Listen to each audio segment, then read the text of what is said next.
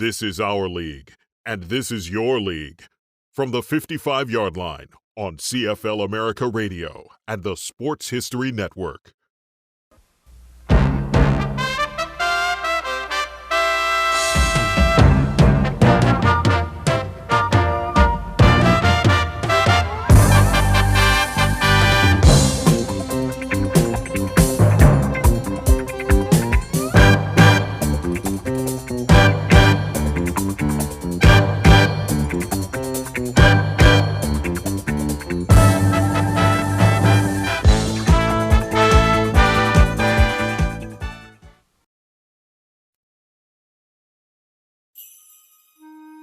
Canadian football is a magic show, a century-old spectacle, grown men battling to cross a line drawn in the dirt. It is a game filled with heroes, great players and great teams, bringing championship pride to their faithful fans. The field is a battleground where skill and determination are the tools of the trade. It is a game that has grabbed the nation by the heart. An annual struggle becomes an epic battle as teams fight for the ultimate glory. The chance to hold the Grey Cup and become forever known as a champion.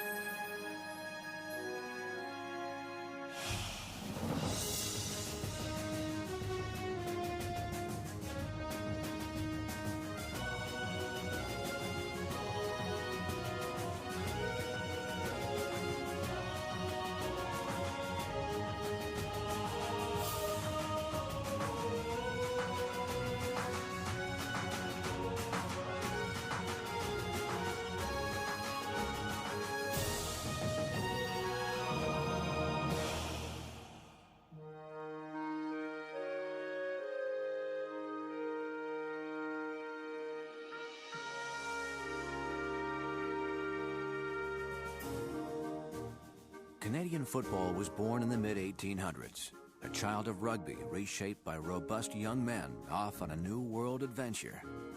The version they devised, rougher, tougher, bloodier, found a home on university athletic fields where the student body became the game's first fans.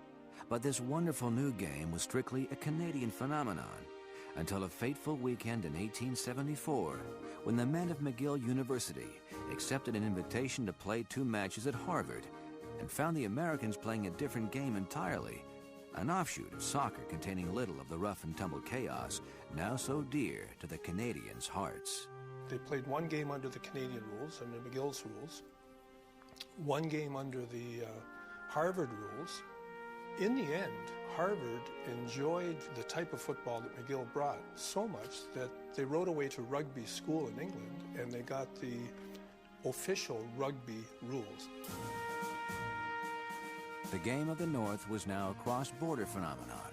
Soon, it spilled over the campuses and into the cities, then west with the settlers. No longer merely the sport of the educated elite, it became the game of the working masses. Teams sprang out of meetings held in rooms over grocery stores, in mechanics halls and rowing clubs. Bankers bashed ironworkers. Lawyers took their lumps from lumberjacks. Leagues were born, collapsed, and rose again. A new country had a new game and new heroes.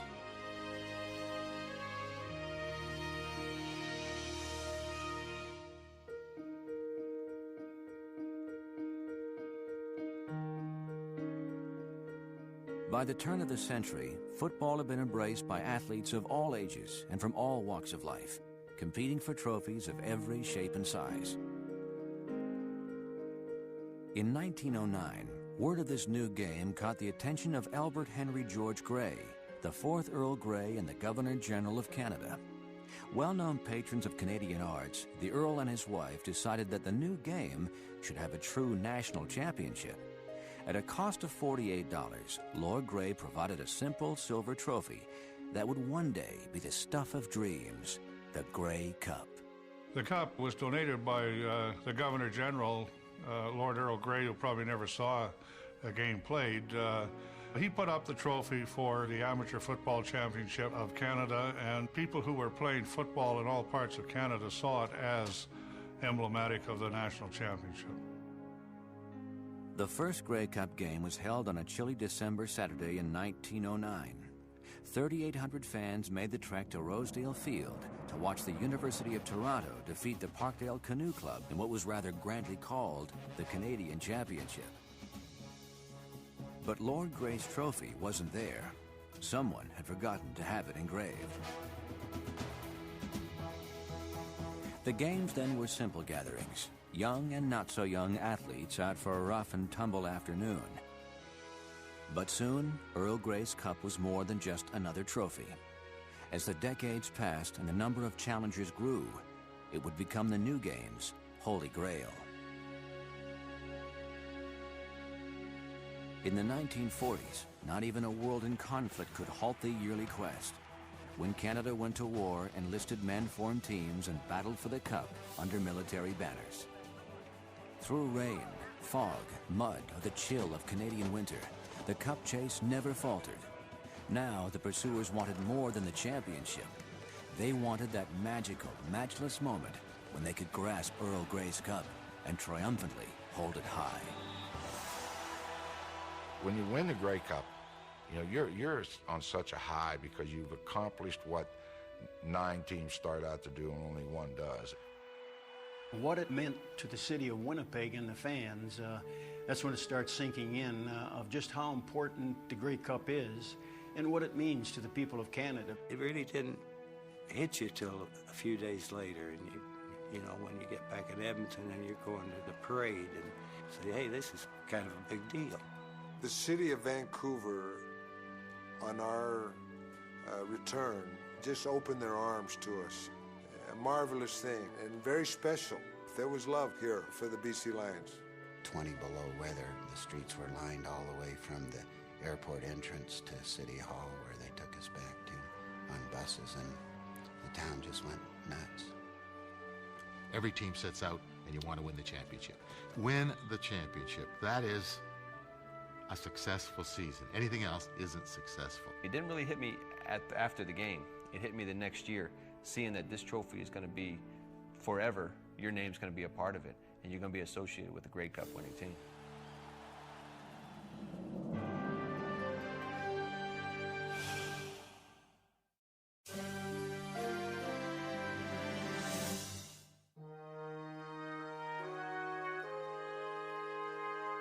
Canadian football's eastern roots gave this rugged game at least a touch of refinement. Out west, settlers toughened by hardship and prairie winters reveled in their own bone-crushing version, fought with a ferocity and abandon that turned a simple game into a no-quarter battle. They just threw money into the pot, and the first one that drew blood got the money. There were a lot of broken bones and broken noses and front teeth missing and that kind of thing. In the first game, Regina played against Saskatoon. Up in Saskatoon, the police chief was so upset with the fact that the Regina team was winning, and he thought they were playing too rough against the Saskatoon boys, that he came on the field and had the Regina team arrested.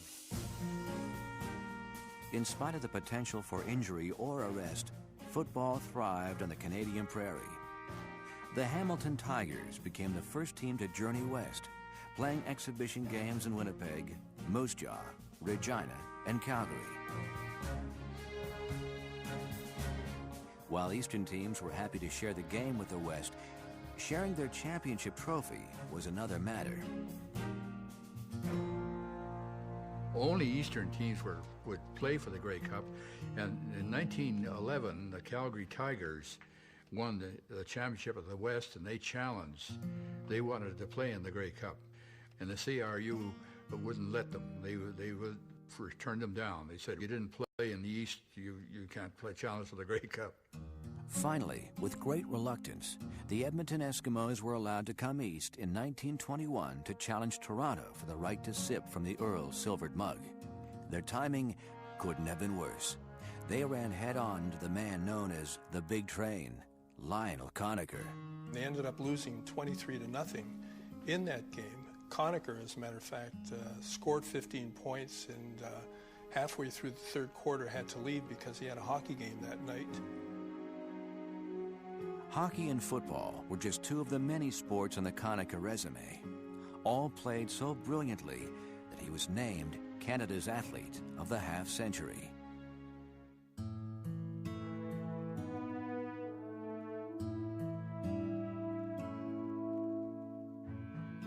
Since 1921, Western teams had marched east for the Grey Cup game, only to fall to the Eastern football powerhouses. In desperation, they cast their eyes not to the heavens, but to the south. We didn't have the population in the West that they had in the East, so in order to get enough guys, it was we had to supplement them with good, experienced American players from American colleges. And of course, the first, most successful of those teams was the Winnipeg team in 1935. Winnipeg coach Joe Ryan took a fishing trip to Minnesota and North Dakota that fateful summer of 1935. His bait, money, and he landed his limit. For $7,400, he came home with 9 imports, including the West's first superstar, the incomparable Fritzie Hansen. With Fritzie carrying the mail, the Bombers romped through the West and into the Grey Cup game, where on a muddy field in Hamilton, stunned Easterners got their first look at the little big man from Minnesota. Fritzie Hansen was an import for Winnipeg, and he was one of these scatbacks that could dangle, and he caught a couple of kicks and ran right through the whole team because nobody had any traction. He had the whole field to himself, and he made the game look easy for Winnipeg, and he made a great name for himself. In Fritzie and Friends, the Canadian Rugby Union did not see players of great skill. They saw a threat to the very game itself, with teams buying championships and Americans shoving local boys off the roster. Their solution: change the rules. The CRU decided that they didn't want these American imports coming in specifically to win a competition. So they passed what was called a one-year residency rule. And they said that any American playing in the Grey Cup game had to be in the country for at least 1 year prior to the game. American imports were now a fact of Canadian football life. Although their numbers increased with the years, they did not destroy the game as the CRU had so darkly predicted. They enhanced it. The Northern League thrived, an alliance that continues to bring great American players to a game that remains distinctly Canadian. There's something about the Canadian Football League in Canada. It's got a tremendous history about it when you go back and look at some of the great people that have come up here and lived in this country, and they got the opportunity to play. I mean, this is what the game's all about. It was an opportunity that I was being given that I didn't see happening in my own country. And I really weighed the pros and cons of going to Canada or staying in the United States, and I chose to go to Canada because they were giving me a realistic opportunity to play the game that I love. I wanted to come play. In the NFL, they would have just used me for, okay, for this and for that. And in Edmonton, I knew I had a chance to do what I wanted to do and play the game. It put the fun back in football for me. It enabled me to go back out, just be an athlete, play football, and enjoy it. And I'll be forever grateful for that.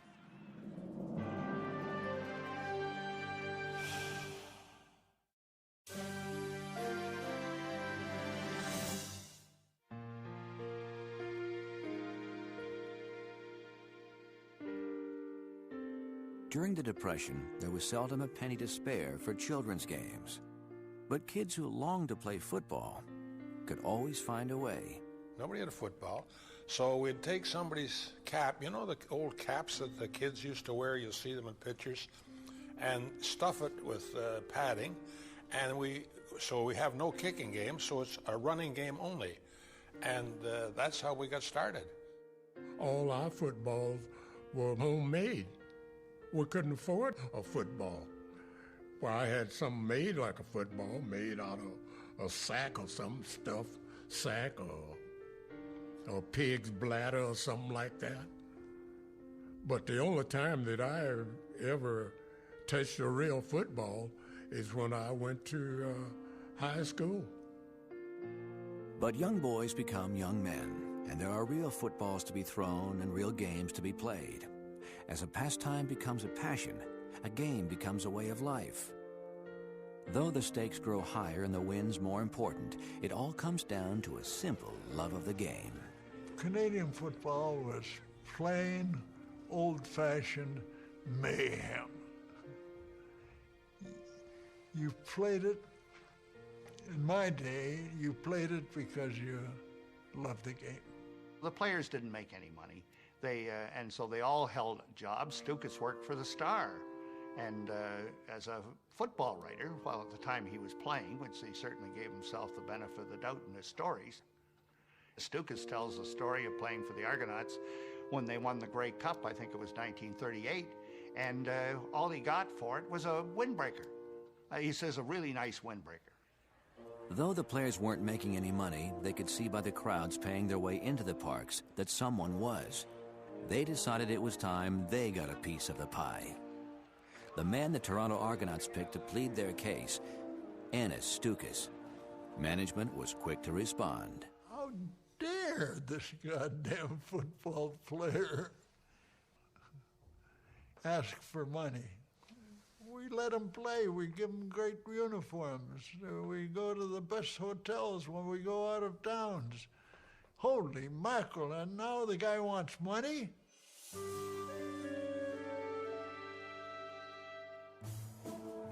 Playing football in Canada was an uncertain profession at best, but the harsh Canadian winter was a virtual guarantee. I used to die in the cold because you have the lighter uniforms on, so every time you hit the ground, you took a chunk out of your hide. You literally did take a chunk out of your body. And the most painful thing I had to do that day was take a shower. It was so painful to get in that water. In our first game, the referee had to stand under the goalpost. It was snowing so hard to see if the ball was going through on field goals and extra points. And I'm saying, what did I get myself into here? I'm cold.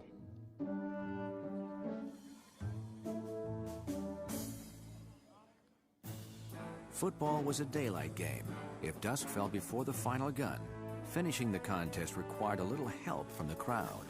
Fans were urged to park their cars along the sidelines because if the game got going too long, then what would happen was that they'd turn the lights on from their cars and play it out that particular way.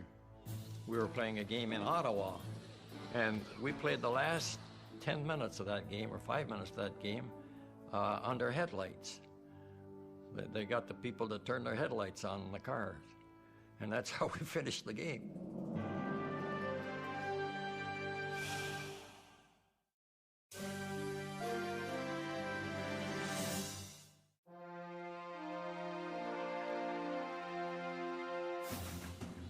By the 1930s, football had been in Canada for better than a half-century, and still the game looked a lot like rugby.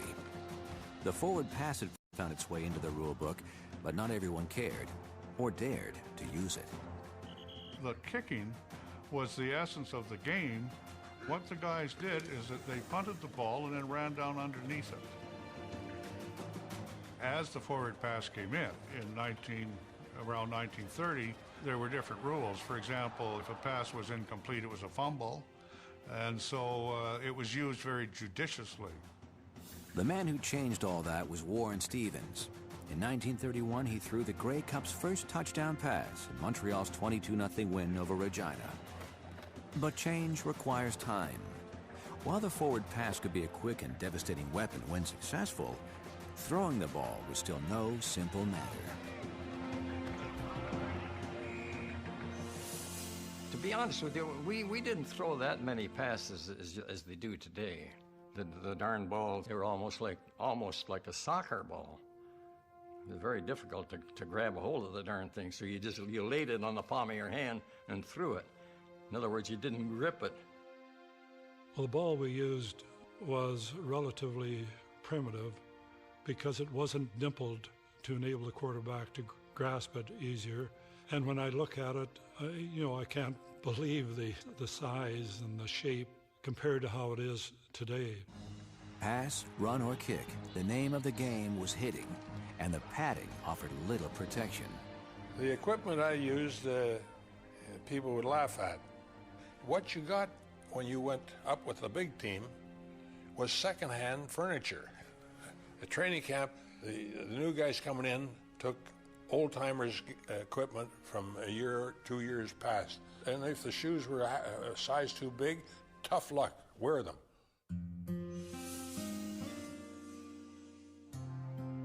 The post-war years were a boom time for Canadian football. In 1948, the Calgary Stampeders galloped through the three-team West as they recorded the only undefeated season in league history. Heading east, the 4-day train trip became a traveling party as the Stampeders made the cross-country trek to the Grey Cup game. Arriving with Stetson-topped fans, Indian chiefs, chuck wagons, and horses, the Stampeders didn't just come from the West, they brought the West with them.